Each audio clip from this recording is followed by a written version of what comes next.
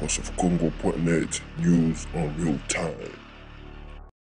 Bonjour à tous les abonnés de Voice of Congo. Désormais, la ligne de 200 000 fans sur Facebook a été dépassée. Merci à vous. Moi, c'est Eric Boukoula, derrière la caméra. C'est Pichou Kalala et au-delà de la caméra, comme je le dis toujours, c'est François Chimpou qui, bien sûr, à Londres, qui est le chef-lieu de Voice of Congo. Lundi 4 mars dernier, les abonnés de Voice of Congo avaient eu l'occasion, avaient sûrement lu cet article sur notre site, un article qui annonçait le retour imminent de certains combattants d'Afrique du Sud, en RDC bien sûr. Ils allaient rejoindre une autre équipe qui est là-bas. Alors, ceux qui avaient lu l'article ont appelé demandant, mais c'est qui en fait ces combattants? Quel est son nom? Parce que dans l'article, on avait dit que la personne avait préféré garder son anonymat jusqu'au moment opportun. Eh bien, le moment opportun est là. Je suis avec l'un des combattants d'Afrique du Sud qui sera dans l'équipe, qui retournera très prochainement, sûrement à la fin, avant même la fin de la semaine prochaine à RDC. Alors, bonjour une fois de plus. Alors, le voici. Pichouka Lalazo, soyez bien. Vous vous étiez posé des questions. Alors, il s'agit de Ridi Manio. Bonjour Ridi. Bonjour Eric. Alors, juste une salutation à tous nos fans de Voice of Congo. Bonjour tout le monde, merci. Alors, la question qui circule toujours, comme j'avais dit, c'était des appels à Londres et des appels ici pour demander, mais en fait, c'est qui est rentré? En fait, c'est Ridi Mandio qui est dans l'équipe qui va au Congo. Alors, Ridi Mandio, c'est vrai que tu vas au Congo? Ah oui, c'est confirmé, je pars au Congo. Oh, tu pars au Congo. Alors, on sait que tu es combattant, on sait que tu es activiste, on sait aussi qu'il est membre d'un parti politique, le PSN. En fait, tu vas en tant que qui, au juste? Ben écoute, d'abord, ce qui est vrai, je suis combattant, donc j'ai un état d'esprit combattant, et je vais pour installer mon parti, le PSN, Peuple au service de la Nation, et aussi je suis aussi membre de la diaspora.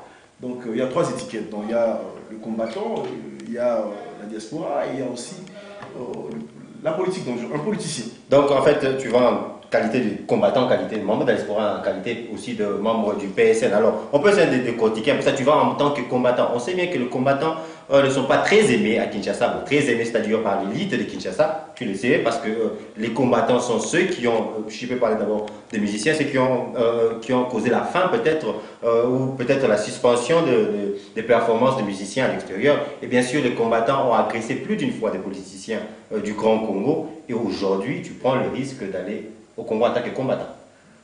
Oui, d'accord, écoute, je crois qu'il y a beaucoup de choses qu'on doit vraiment éclairer. Les combats restera toujours pour une cause noble.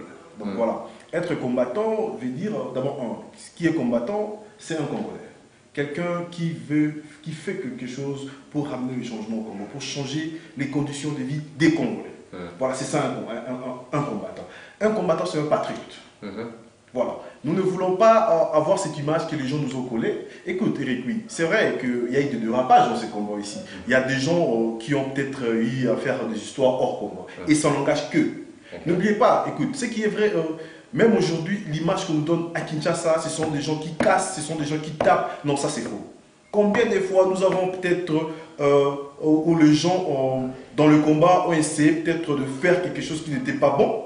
Et combien de fois avons-nous envoyer des mémos, avant nous marcher, écoute, ici en Afrique du Sud, depuis 2010, nous avons organisé 89 marches et 68 cités. Personne n'en parle.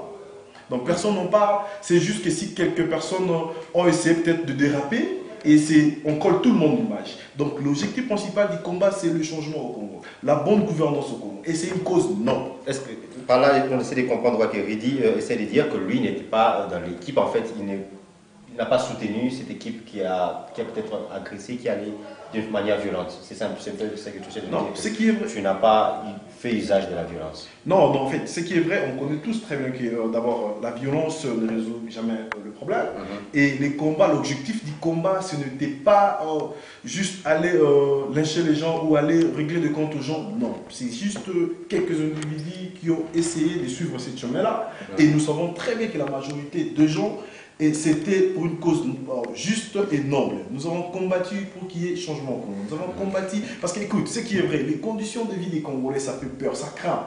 Tu auras des champs de poule. Écoute, il y a des morts au Congo. Plus de 8 millions de morts au Congo. Personne n'en parlait. Et on a compris très bien. Les problèmes du Congo ne pouvaient pas seulement être résolus entre les Congolais, mais aussi avec les partenaires extérieurs. Écoute, c'est quand tu vas par exemple à l'est du pays, tu vas te retrouver dans le mine du coltan. Il n'y a aucune compagnie, ça je dis clair, il n'y a aucune compagnie minière qui opère officiellement au Congo, qui exploite les coltans. Mais regarde ces gens-là qui financent, des gens qui sont derrière Apple, des gens qui sont derrière Nokia. Ils habitent dans le pays où nous habitons, en France, aux États-Unis, en Californie, ils sont au Canada, ici en Afrique du Sud. Ils vivent dans des palaces. Et c'est insupportable. Écoute, des gens qui partent dans des mines, ce sont nos enfants qui meurent là-bas. Ils sont pionniers normalement, en train de creuser pour trouver du coltan. Et encore même dans des risques de guerre. Ils meurent parfois parce que sur ces zones sont souvent, il y a eu des guerres intenses dans la zone où il y a l'exploitation des coltans, mais d'autres personnes en bénéficient. Et ces gens-là, nous vivons avec eux. Voilà, nous avons commencé à mettre la pression, créer ce qu'on appelle la awareness. Donc c'est que les gens sachent ce qui se passe en RDC. Dans l'Ingat, donc nous avons créé cet éveil patriotique. Et aussi, en commençant par nous-mêmes, nous avons fait du problème du Congo, que ça soit une priorité dans la diaspora. Donc nous avons fait, avant de venir diaspora, il y avait juste la musique, il y avait des théâtres, mais la politique passe avant tout, pour dire que c'est le Congo. Nous avons créé cet éveil patriotique. Et je le justifie très bien. Personne n'en parle. Les actions que nous avons fait, il y a des mémos, des appels. Les gens appelés, des gens de France par exemple, les gens ont appelé, comment mettre la pression dans des compagnies comme Apple, Nokia. Personne n'en parle. Mais c'est juste qu'il y a quelques individus qui peuvent peut-être se méconduire et tout le monde conclure que c'était juste des dégâts collatéraux, toutes ces violences, les musiciens tabassés, les politiciens tabassés. Et dernièrement même, Roger Lumbala lynché ici à Johannesburg, c'est juste des dégâts collatéraux, si on peut dire des dégâts collatéraux, mais le but était l'éveil politique, c'est ça? Oui, l'objectif principal c'est l'éveil patriotique. Voilà, c'est ça. Alors juste pour rappeler, Rudy Manu était vraiment l'un si je peux dire, des initiateurs. Si vous vous rappelez bien, en 2 ou 3 semaines passées, nous étions à l'ambassade du Grand Congo ici, juste après les attaques xénophobes en Afrique du Sud, et il était bien sûr à la tête de l'histoire où on est allé demander à notre ambassadeur qu'est-ce que le Grand Congo a prévu de faire ou fera peut-être pour ces milliers de Congolais qui sont homeless, comme on peut le dire, sans abri à Durban présentement. C'est un peu ça, juste pour rappeler, pour vous mettre dans l'histoire, dans le bain avec qui on est en train de dialoguer. Alors, il dit oui en tant que combattant, mais on sait aussi que si vous avez suivi, si vous êtes toujours branché à The Voice of Congo, vous avez vu Mama Tchalamwana, Mamou National comme on l'appelle, elle est passée à la télé, et là, elle s'est attaquée, il y a déjà une équipe là-bas de combattants, il y a l'équipe de Rex Kazadi, elle s'est attaquée à eux, elle demande un rallye de tous les musiciens contre les combattants, parce que les combattants les ont tabassés quand ils étaient à l'intérieur. Alors il dit, Manu, quand tu vas au Congo en tant que combattant, on sait que au Congo, droit de l'homme, ce n'est pas vraiment la priorité, si je peux dire, ce n'est pas vraiment le meilleur pays en ce qui concerne les droits de l'homme. N'as-tu pas peur pour ta sécurité personnelle? Bah écoute, ce qui est vrai, je rentre chez moi, le Congo reste mon pays, je rentre sur la terre de mes ancêtres, je visitais beaucoup de pays, j'étais aux États-Unis, en Malaisie, en France, en Belgique, mais j'ai le plaisir de rentrer chez moi. Donc je pense que même eux-mêmes, le gouvernement congolais, ils ont toujours dit que c'est pas ce que nous pensons, que nous sommes à l'extérieur. Et il y a une démocratie au Congo. Et nous croyons très bien, c'est le moment qu'ils doivent le prouver. Voilà, donc personnellement, je sais que je n'ai tué personne au Congo. Je n'ai pas fait du mal avant de quitter le pays. En fait, je ne suis pas wanted ou recherché. Donc je sais très bien quand je rentre, je suis, on sait qu'en lingala on dit Maboko Pembe. Je suis de rentrer chez moi. Je n'ai oui, mais Armand Toumou aussi, il était allé Maboko Pembe, mais il est mort aujourd'hui. Mais écoute, paix à son âme, vraiment n'oublie pas, là c'est vraiment, quand vous parlez d'Armand Toumou, je vais te dire, c'est la fondation, le socle même de notre élite. Vous comprenez? Ça vraiment, j'enlève mon casque, donc paix à son âme. Donc voilà, ce qui est vrai, nous partons parce que nous avons décidé, quand je dis nous, les PSN, Peuple au service de la nation, nous croyons très bien que le combat virtuel, le marche, le truc, ça nous a servi à quelque chose. C'était successful. C'est une réussite. Mais nous pensons très bien que dans chaque combat, le terrain, les tactiques du combat changent par rapport au terrain. Un terrain où le combat, la manière dont on va combattre dans la forêt, et c'est différent avec dans le désert, mon cher. C'est deux terrains différents et des tactiques aussi changent. Et là, Nous maintenant, je pensons crois très bien. on s'attaque maintenant, on passe à l'étape de la guerre en pleine ville, si je peux dire ainsi. Bon, ce qui est vrai, ce n'est pas ça. Nous pensons rentrer au pays, servir le pays et œuvrer au pays. Et je n'entrerai pas juste en tant que combattant membre de la diaspora, je rentre pour représenter mon parti. Écoute, c'est vrai, nous sommes dans la diaspora, nous avons des partis politiques, mais des partis politiques remplissent de pas que nous sommes sur terrain. Parce que je suis un acteur politique. Pour être élu, je dois être sur terrain. Et ça, tu le sais très bien, nous n'avons pas eu des droits de postuler dans la diaspora. Donc tout le monde doit rentrer si tu veux avoir une position. Ce n'est pas un péché, la politique aux politiciens. Je suis un de l'air, je vais au pays, je rentre chez moi. Justement, en parlant de partis politiques, donc Rudy Manu ne rentre pas seulement comme combattant, mais aussi comme membre du PSN, Peuple Peuple au service de la nation. Juste pour essayer de comprendre la chose, c'est vrai qu'on a entendu parler des combattants. Je vais dire qu'il y a des combattants de Paris qui sont retournés au Congo, mais c'était un différent parti, le RPK. À Londres aussi, il y a de fuites, il y a des combattants qui vont bientôt descendre. Mais ce sont des combattants tous, mais des partis politiques différents. Est-ce qu'il y a une entente? Comment se fera le travail? Ça se fera ensemble ou peut-être chacun œuvrera de sa manière? Bon, ce qui est vrai d'abord, tu le sais très bien, parce que tu es membre de la diaspora. Écoute, même les combats c'est une plateforme en quelque sorte, tu vois.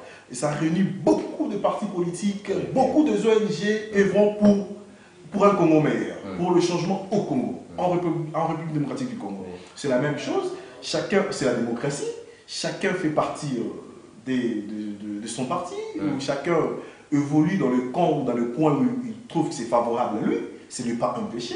Mais le seul problème, je crois, avec nous dans la PSN, nous pensons très bien que nous pouvons peut-être nous converger en termes d'idéologie politique, tu vois, ou de tendance politique. Donc voilà, si nous pensons très bien aujourd'hui que l'UDPS peut être notre allié, pourquoi pas? Donc nous sommes ouverts à des alliances, pas avec n'importe qui, mais des gens qui partagent notre vision. Comment aligne-tu le PSN? Comment vous êtes aligné? Si on peut prendre sur le spectre politique, c'est-à-dire être de la droite, être socialiste, c'est quoi l'idéologie en fait du PSN? En fait, nous sommes des démocrates. Le PSN a une idéologie démocrate, tu vois, parce qu'en RDC, nous avons besoin de la vraie démocratie. Nous avons besoin de l'état des droits. Donc voilà, c'est ça d'abord le socle d'une bonne démocratie. Donc, en quelque sorte, ce que je veux dire, la PSN a une nouvelle pensée politique. Qui veut dire, nous ne descendons pas comme étant des chefs. Nous ne descendons pas sur le terrain pour être servis, mais pour servir la nation. Raison pour laquelle nous avons appelé ces partis peuple au service de la nation. Et je crois même que mon habillement même l'interprète. Nous disons que nous sommes au service de la nation. Un peu comme des socialistes. Effectivement. Parce qu'en fait, ce qui est vrai, il y a des gens qui pensent peut-être assister la population, mais nous voulons participer à la seconde de la population. Qui veut dire comprendre, vivre dans le milieu où, en fait, les gens qui veulent le changement, les gens qui souffrent, être avec eux et comprendre les réalités, leur vie du chaque jour. Et en retour, quand nous serons élus, nous connaîtrons au moins comment apporter la solution à ces gens-là. Donc voilà, nous ne partons pas en cravate, je le souligne, nous partons pour travailler avec la population. Justement, en parlant de l'habillement, pour ceux qui s'intéressent peut-être à la politique sud-africaine, cet habillement me rappelle un peu du parti IFF, de l'ex-membre de l'ANC, qui est Julius Malema, pour ceux qui les connaissent. Et c'est un peu comme ça, quelque chose comme ça, mais un peu rouge.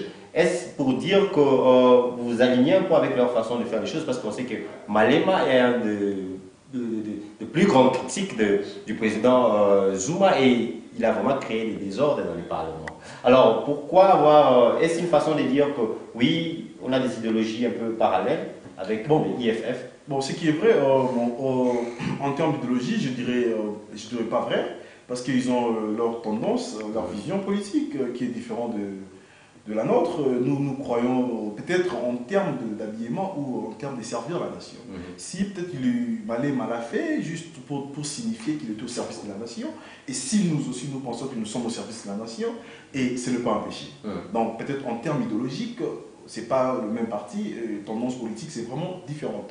Donc là, je précise, mais en termes peut-être de service rendu à la nation, si peut-être en termes idéologiques, et ils ont pensé que s'habiller comme ça, c'était pour montrer l'image que nous sommes à votre service. Et nous aussi, nous habillons comme ça, donc nous sommes au service de la nation. Peut-être dans ce sens-là, oui, il y a quelques similarités. Mais en termes de pensée politique, je doute encore. Alors le PSN, il est basé où? Ici en Afrique du Sud ou au Grand Congo? Oui, en fait, ce qui est vrai, j'aimerais bien préciser quelque chose. Le PCN existe déjà, ça fait 2 ans, mais informellement. Voilà, donc il y a beaucoup de gens qui ont voulu garder l'anonymat, qui ont accepté de travailler ou d'être des euros dans l'ombre, et j'ai été choisi comme étant un émissaire, un diplomate ou un éclaireur. Voilà. Et j'ai fait beaucoup de voyages, j'ai parcouru le monde, j'étais en Malaisie, j'étais à Paris, à Bruxelles, aux États-Unis, juste pour aller prendre des contacts et de partnership. Parce que dans le PCN, nous avons énuméré le problème du Congo. Un, c'est le peuple congolais. Nous-mêmes, n'oublie pas, nous sommes aussi un problème. Les Congolais n'ont pas que de problèmes, les Congolais aussi. Les Congolais n'est pas un problème, les Congolais aussi. Non, en fait, ce qui veut dire, le Congolais n'a pas qu'un problème, les Congolais est aussi un problème. Donc, nous sommes aussi un problème. Donc, en quelque sorte, depuis, nous avons vu le gouvernement en place, et sans compter la communauté internationale. Et ce que nous avons fait, la diaspora aussi, c'est aussi un pays vraiment très très puissant. Nous sommes de la diaspora, nous sommes des combattants, il y a déjà la pression, il y a tout, c'est déjà un combat gagné. Et du côté on devait ajouter la diplomatie. Et il y a maintenant la diplomatie internationale. Et maintenant, c'est les terrains. Il faut rentrer au pays. Converger avec ceux qui sont dedans. Nous croyons que nous avons l'expertise. C'est peu l'expertise en termes de démocratie ou des valeurs démocratiques ou de la bonne gouvernance. Et nous croyons aussi que les gens qui sont au pays, des Congolais, comme nous, ils ont aussi l'expérience de la mauvaise gouvernance. Donc parce qu'ils subissent tout ça. Si nous pouvons converger ensemble pour faire route ensemble, nous allons changer ces grands Congos. Et si aujourd'hui il y a des sollicitations, peut-être le PSN est sollicité à joindre la majorité, l'actuelle majorité présidentielle, que se passera-t-il? Non, écoute, ce qui est vrai, en termes de vision politique, nous n'avons pas la même vision politique.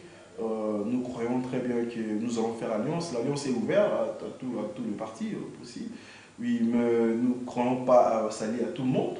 Ça dépend beaucoup plus de vision politique. Nous demandons du côté du peuple. Nous ne devons pas s'allier je ne pense pas qu'on va s'allier au... Non. Et qui est l'actuel leader du PSN? Bon, jusque-là, il ne veut pas qu'on le cite encore. Il a œuvré pendant 2 ans, et voilà, dans l'anonymat. C'est quelqu'un qui travaille très bien, qui fait bien son boulot, mais qui aime bien garder l'eau profane. Donc, garder profil bas. Alors, c'est comme tu l'as dit, 2 ans, qui a œuvré 2 ans informellement. C'est pour dire que c'est officiel maintenant que vous avez un statut officiel de parti politique? Bon, ce qui est vrai, raison pour laquelle je descends au pays. Les démarches sont en cours. Nous sommes en train, je pars, je t'ai envoyé, j'ai été choisi comme état délégué pour aller d'abord, et les autres vont me précéder, vont plutôt me suivre, voulais-je dire. Mais ce qui est vrai, nous sommes déjà, même informellement, comme nous sommes déjà. Et sur la voie déjà d'enregistrer tout. Bon, pour nous, notre vision, c'était de descendre maintenant, parce que nous pensons avoir peut-être une année d'implanter le parti. Nous sommes un petit parti d'abord, qui vient de naître, officiellement, et ça va, le Congo est tellement grand, Dieu nous a bénis avec un pays majestueux, il y a beaucoup de provinces, il y a les découpages maintenant 26, il y a beaucoup de trucs. Et nous pensons très bien commencer quelque part. Et notre vision, ce n'était pas les élections locales, urbaines, municipales, sénatoriales ou de 2015, mais c'était beaucoup plus les élections provinciales, législatives nationales. Donc de l'année prochaine. Donc on peut avoir une année et 6 mois pour bien s'installer au Congo. Et donc aussi, de ce que tu dis, on peut comprendre qu'en fait le PSN va postuler, aura des candidats à la législative nationale de 2016. Correct. Effectivement.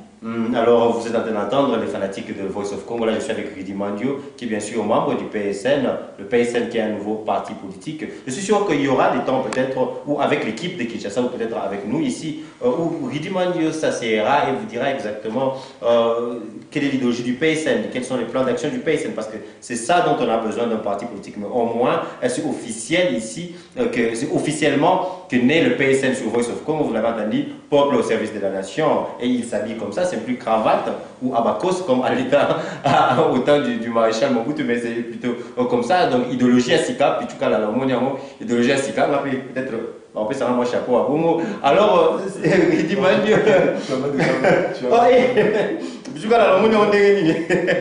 Alors, ça ne veut pas dire que je vais voter pour le PSN, mais on ne sait jamais. Je suis intéressé.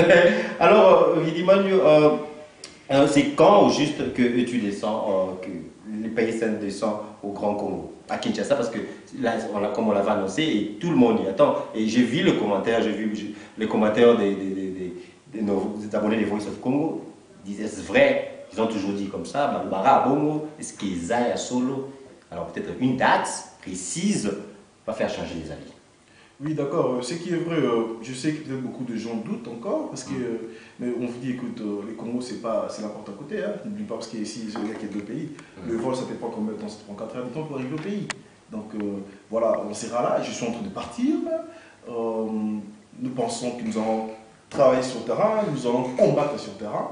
Et je suis en train de partir ce lundi 11 mai 2015 à 18h30 à l'aéroport de Njili. Le secrétaire général du PCN atterrira à l'aéroport de Njili à 18h30, c'est lundi 11 mai. Restez branchés sur Voice of Congo si vous voulez vérifier cette information, si vous voulez la confirmer. C'est-à-dire qu'on vous diffusera son départ, si le départ tiendra place, et son arrivée, bien sûr, parce que rappelez-vous que Voice of Congo a une équipe à Kinshasa. Alors, il y aura beaucoup à parler avec Ridi Mandio, bien sûr, et comme je l'ai dit, le reste se dira peut-être sur les terrains à Kinshasa, parce que vous vous rappelez bien que cette émission, c'était plus pour annoncer le voyage, parce que beaucoup n'en croyaient pas leurs yeux ou oreilles quand on a annoncé que oui, il y a une équipe d'Afrique du Sud qui va au Congo. Mais juste avant que, parce que ça chemine lentement, mais souvent vers la fin de l'émission, Maman Tchalamona, comme je l'ai dit, y a-t-il un mot à lui dire? Parce qu'elle est vraiment à entendre ce qu'elle avait dit. Elle s'est fait tabasser, elle personnellement. Je me rappelle qu'il y avait eu des incidents avec elle ici en Afrique du Sud. Et elle s'est dit qu'aujourd'hui le musicien est devenu un mendiant. Elle parle d'elle personnellement, qu'elle doit mendier parfois pour vivre. Et tout cela à cause de vous, les combattants. Y a-t-il quelque chose à lui dire? Ben écoute, Eric, je parlerai à Kinshasa. Oh, on a assez parlé ici. J'ai bien dit, je parlerai, mais à Kinshasa. alors là, les abonnés de Voice of Congo ont resté branchés sur Voice of Congo, comme je l'ai dit. C'était Ridi Mandio, ici à Johannesburg. Alors Ridi Mandio, un mot de la fin pour tous ces centaines de milliers d'abonnés de Voice of Congo qui veulent savoir s'il y aura vraiment... qui veulent savoir ce que tu penses. Ok, d'accord. Merci Eric, merci Pichu, merci Voice of Congo pour ce temps que vous m'avez accordé. Ce qui est vrai, le PCN travaille pour le changement au Congo. Je suis en train de partir, je suis le secrétaire général. Ce lundi, je serai à Kinshasa. Et je remercie tout le monde, des gens qui me soutiennent, qui nous soutiennent, qui sont derrière nous dans de prières, dans toute action possible pour prouver leur amour ou leur soutien à notre égard. Je vous remercie, je suis de cœur avec vous. Voilà, donc nous sommes au service de la nation. Nous avons accepté d'être des ouvriers, être des gendarmes de peuple congolais sur terrain. Donc le combattant d'Afrique du Sud maintenant à Kinshasa. Merci. Nous, à la diaspora, c'est-à-dire, je sais que la majorité de nos abonnés, de nos fans, de ceux qui nous suivent sont de la diaspora. Donc on n'a jamais senti représenté au Congo. Est-ce qu'aujourd'hui, qu'as-tu à dire à ces fans pour leur faire comprendre ou pour les convaincre que oui, vous pouvez être les représentants de la diaspora? Mais écoute, Eric, écoute, ce qui est vrai, j'aimerais énumérer quelque chose. Eric, nous avons de l'impact économique au Congo. On envoie par an, la diaspora congolaise, dans le monde entier, on envoie estimé entre 8 milliards à 10 milliards chaque année. Et tu connais à combien revient le budget national de la RDC, du gouvernement congolais, annuellement. Et tu connais là où ça passe. Nous, ce que nous envoyons, ça touche les vies. Ça change de vie, ça a de l'impact social sur des individus, pas seulement juste une classe d'individus, non, sur des gens, la population dans son entièreté, parce qu'on envoie de l'argent. En fait, que l'État congolais veuille ou pas, il est notre partenaire direct économique. Qu'il le veuille ou pas, qu'il accepte ou pas, la diaspora c'est un grand partenaire économique du gouvernement congolais. Mais écoute, sur l'espace politique, on n'a pas de place, on n'a pas de voix. Qui représente la diaspora au Congo? Personne. Personne. Qui représente la diaspora? Personne. Mais écoute, dans le monde, nous le connaissons très bien, que quelqu'un qui a l'argent a le pouvoir. Et nous voulons casser ce point qui existe sur le plan représentation au Congo. Donc nous voulons avoir de gens de la diaspora représenter la diaspora au Congo. Écoute, nous voulons entrer au Parlement parce que les lois, c'est le pouvoir législatif. Que si nous ne voulons pas faire partie de tout ça dans les élections à venir et occuper de place au Parlement, personne ne va parler de nous. Et nous allons commencer à subir les lois votées qui ne seront pas à notre avantage. Donc, quelque chose, je suis en train de dire, nous devons casser ces ponts qui existent entre le peuple congolais sur le plan politique et nous devons être représentés sur le terrain. Alors, il devrait être représenté, la diaspora sera sûrement représentée, on le saura dans les législatives provinciales, territoriales prochaines. On se rappelle que le calendrier électoral est très chargé et espérons que ça sera réalisé. Alors, moi c'était Eric Boukou là, à la caméra, derrière la caméra c'était Pichou Kalala et bien sûr toute l'équipe de Voice of Congo à Kinshasa, à Londres, en Belgique et partout. Merci et on se revoit. VoiceOfCongo.net, news on real time.